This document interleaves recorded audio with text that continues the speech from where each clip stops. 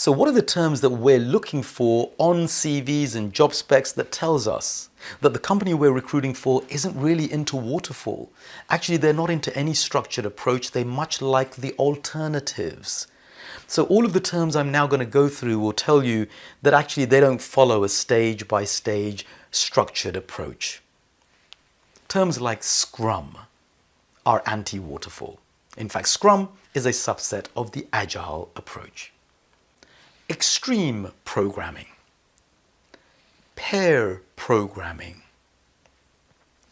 TDD or test-driven development, dynamic systems development methodology,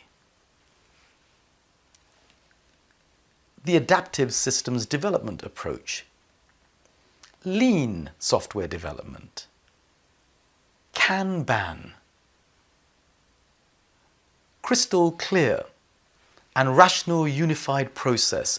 Whenever you see any of these, they are telling you, don't speak to us in the project way, speak to us in a way that aligns itself with a very fluid way of working. We like to work in teams that knock out a product within a very short time scale and involve the user all the way through. They're very much into prototyping. It's a much more intense form of development. So you're not going to get the same type of candidate as you would in waterfall.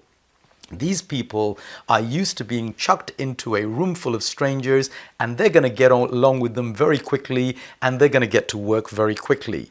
They work in small iterations or sprints that knock out variations of the prototype.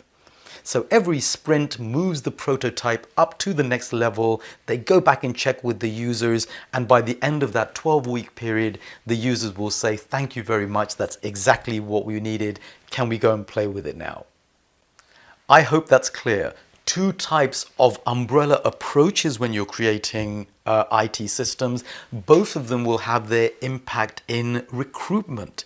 So basically, if you're looking at project environments, well, they will be taking on specific people sequentially for specific stages of the project, and it can go on for years.